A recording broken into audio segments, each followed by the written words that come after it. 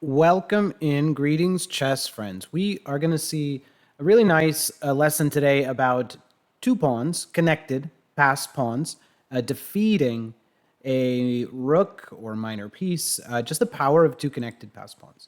So an old trick that I really wanted to start with today is this good rule of thumb that two connected passed pawns, wherever they are, if they are here or here, wherever they are, two connected passed pawns, better in the center, I would imagine, are worth a minor piece when they are on the fifth rank like this.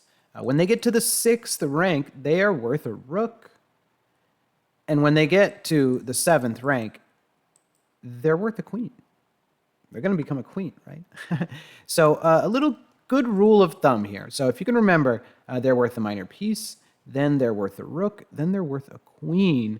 Keep that in mind with today's examples. Here we go. White pieces.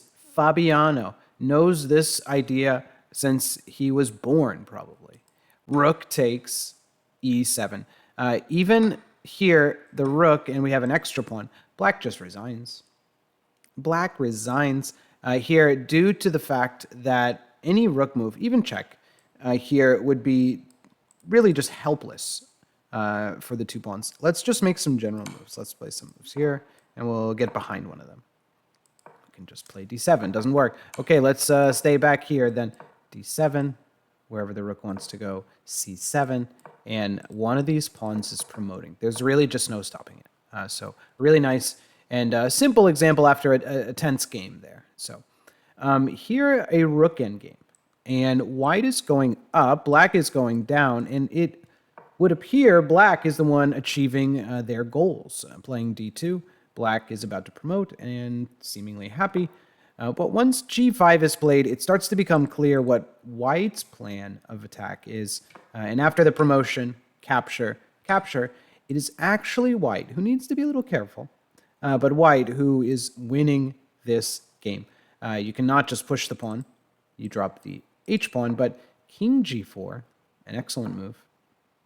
King h5, guarding the h6 pawn first, in order to play g6. And now the two pawns are really just unstoppable. Now, I just want to compare this type of position. Imagine if the black king were back here. Black is winning all of a sudden. Black could plug all the holes or even just prevent the pawns. Black should be winning. It's really the position of the kings in this game that decides. Here we go. King f4, but it is hopeless. g7. h7, and when the two pawns get that far, they just can't be stopped. It's going to cost you a rook. There's no trickery here to speak of. So really nice GM game there. Let's take a look at an old game here from 1855. I love these old games. I searched the database and tried to find just the wonderful combinations. And back then, the combinations actually showed up on the board. Can you believe that? Nowadays, it's all in the notes, it's all in the analysis, hidden behind the curtain. But back then, players walked right into the tactics, and now we know. Bishop takes c6, an outstanding move. Really banking that this sacrifice, along with a few tempi that you gain, is going to be fruitful because of these two pawns. So capture, gain a few moves here. The queen is attacked. Here, both queens attacked, but we move that as check, blocks with the queen. Rook takes d7, just clearing the way here. Really, you're winning material here. Two minors for rook, but at this moment, let's see, the material count is black has an extra rook versus knight and two pawns. And those two pawns are amazing. Rook a8, no real danger. That's a discovered check now, an extra pawn, and he just captures. Why get fancy? The two pawns we know now are way stronger. Not to mention the knight is there, but they're way stronger than a lone rook. Here, c6, and black resigns. Really nice. Actually, this one is quite reminiscent of the next game. No, this one. We'll come back to that game as well, but the two are very similar in their finish. This is the legendary Capablanca, one of the world champions we have here in today's lesson. He understood this concept very well, and being the really endgame maestro that he was, he noticed that these three pawns could get moving here after a5. An excellent move. Not only are we threatening to capture that pawn, but when black takes, which is what happened, the move rook takes, clearing this pawn out of here. Rook takes d7, knight, rook, that's a sacrifice. But he understood that these pawns now are going to be the dominant force on the board. A couple things to point out. This rook really stranded out here on h6. What is it doing? Stuck. And once this pawn takes a step, a new piece wakes up, which is the bishop on e2. And when that joins the party, it's really just going to be too much. So bishop, pass pawns, rook on the 7th, everything working, plus a few tempos. He plays rook b8, really hard game for a human to play. c5, and there you see the connected pass pawns on the 5th rank. When they're on that 5th rank, they're usually worth a minor piece. So really nice. Rook f6, scrambling to get back. Bishop c4, a6. One of those moves you can understand. Certainly don't want to capture. A horrible blunder would be, let's see, bishop takes a6, I guess. Also, I thought bishop c6, but this is discovered. Check, and hits the bishop. Black is all of a sudden winning. b6 was played in the game. No way he was falling for that. White is completely winning. This pin is really frustrating. The rook on the 7th as good as can be, and the real key is these 2 pawns. Everything is working in white's favor. Bishop c8, rook c7, wanting to keep that rook on the 7th. Rook f7, and here, that legendary touch of a true master, rook takes c8. Still the engine's best move today. This game was played over 100 years ago. So rook takes c6. Obviously, next bishop e6. Every piece black has is lined up. Rook b8, and there's no rush here. He does take it, but there's certainly no rush to take that. That was pinned. Knight d5, and black resigns. Black resigns. Knight and 2 pawns. Now that the knight is guarding this pawn, the c pawn can march. Does that look anything like this?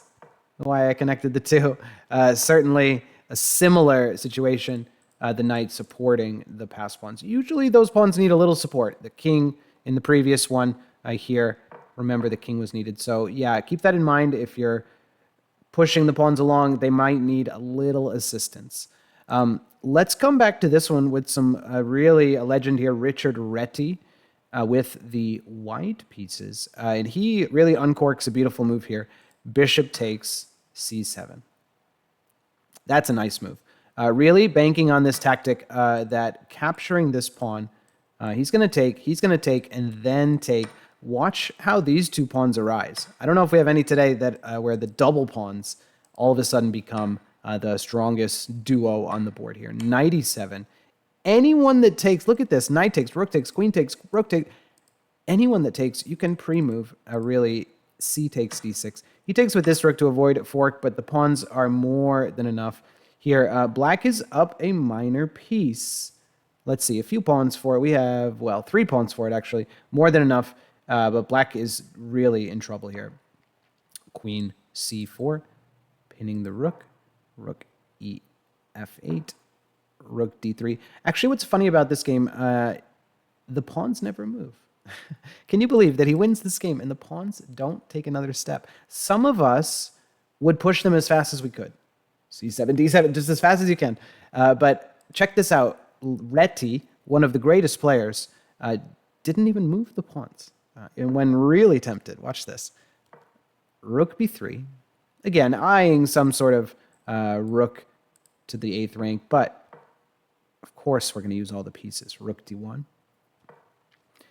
And you can't take that yet. Takes queen, so he improves, centralizes. Threatens the rook. Still can't take it. Queen b6, and here, black resigns. Black resigns. What would you do? This rook is under attack. Now, if you lose the rook, you're losing in material. Remember, black is currently ahead by a minor piece, although there are some pawns for it, but takes, it's just going to be way too much. This pawn remains. If you try to move the rook, one of the pawns finally is going to step forward. d7. And what to do? Well, kind of hilarious. The engine that I'm looking at on chess.com is saying knight e7 or h5. If a human played h5 here with the queen hanging, I don't know what I would say. But yeah, this one, the pawns really too menacing. I mean, black just resigns before they even took a step. So here, bishop c7. I like this one a lot, yeah. And then c takes d6. Okay, let's keep going. Maybe the most famous of all, and the greatest player, in my opinion, Bobby Fischer. Bishop takes g6. This was on his way to the world title. 71, of course, the match was in 72, but this was an incredible run of games where he won this match. They used to have candidates matches in those days 6-0. Can you imagine if that happened today? Top 10 players in the world, someone winning 6-0 would be unfathomable. And he did it twice to here Taimanov and then Bent Larsen. Let's see. Knight takes. Okay, so this had actually been going on for a while. I believe this was the fourth game, maybe. So Taimanov was already out of it at 3-0. And here really kind of dejected, maybe. But bishop takes g6. You're getting one pawn. There's two pawns. And here will be a third pawn. He doesn't even go for this pawn. Notice black can guard it. But just right away, b4. Now, I know I mentioned the pawns being on the 5th rank. They're not even there yet. But in this type of otherwise bare endgame with a well-placed king, actually these pawns are really unstoppable, and white is winning. White is winning. Here we go. a5, b5. Again, sacrificing never is going to work in this case. Everything is frozen here on the king side, even though black has one less pawn there. White has technically a majority, but that's not a majority that's ever going to move. Knight e5, a great move here. King b6, accurate to the end. King d5 engine is giving a equal after king c7. But king b6, king c6. Wow. Opposition. Again, those pawns ready to go.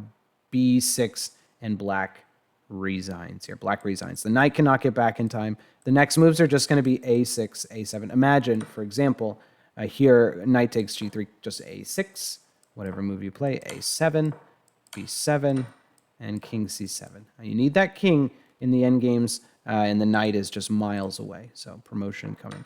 This was one of Fischer's, he had so many good games, but one of his finest moments, at least, was this run up to the world title. Well, his finest moment, of course, to the world championship. But the candidates matches before that, this game was in that streak of 20 straight wins. So phenomenal. Okay, let's see a full game here. And I'll go quick through the beginning and get to our key moment. But wanted to focus in on two legends here, Bronstein and Najdorf. And how could you resist with Najdorf playing the Najdorf? Okay, here we go. Bishop g5, still one of the top engine moves, or top played moves. Queen f3 and castles long. So this looks like a modern day game. Sometimes the f pawn comes out or some early g pawn moves. But here, interesting side note, this queen g3, it says Bronstein considered 58 minutes for this move. I don't know what the time control is. I don't care what the time control is. 58 minutes on move 9. Incredible. So b5, bishop takes b5. Wow. Okay, that's one pawn. There's two. And with our queen on g3 now, you can see where this is going. Here, queen b8 and takes on d6 check. Takes. Here we go. 3 pawns. Did you keep count? 3 pawns for the minor piece, for a knight. How did we get all those pawns? We took one. One thing I should mention here, folks, if you're improving at chess, newer to chess, you must keep the material count exact. There is no excuse for this. You cannot think about a move. If I take on b5, then he takes, and then you say, I'm down a piece. You can't miscount the material, or you're never going to have a chance. It's the most important thing. So capture, you have 1 pawn, 2 pawns for the bishop you just gave up there, and 3 pawns. This, again, that one. That one is just a trade. Queen and queen is just a trade. 3 pawns for what's left over here is a knight for black. Really interesting game. H6 and a high-level game. Do you want to guess what here Bronstein's percentage is according to the chess.com engine? Just take a guess. 96.5. 96.5 was the score Bronstein got here. Are you kidding me? 96.5. Here we go. Bishop b7, f3. Castles b3. Now, we're talking about the pawns winning against a minor piece or a rook. They need to get going. These pawns are not menacing in any way. So white doesn't mind a few exchanges getting closer to an endgame, but in general, the pawns need to get marching. So here we go. This is what I mean. You don't mind trading a little bit because we want an endgame, like the Fischer game we just saw. Here, c4, a nice connect 4 of pawns, but there we need some trades to clear things out. In the earlier stages of the game, the piece might be better. But when we get to an endgame, that's when the pawns really can make the biggest difference. d6, you see the question mark, but a good practical move. Rook takes a2, also a good practical move. Of course, king takes. Now here, check, take, capture, capture. Everything is forked here. Every piece white owns. Knight takes this one. Of course, you have to take this one, otherwise they take again. White still has 2 pawns for the piece, but these are no ordinary pawns. These are very, very strong, and the knight kind of scrambling back. Actually, this just makes a wonderful impression. These 3 pawns. And Bronstein, by the way, plays every move to perfection. Here, rook a6, the best move. Here, b4, the best move. b5, the best move. Here, what? What? Rook a7, the best move.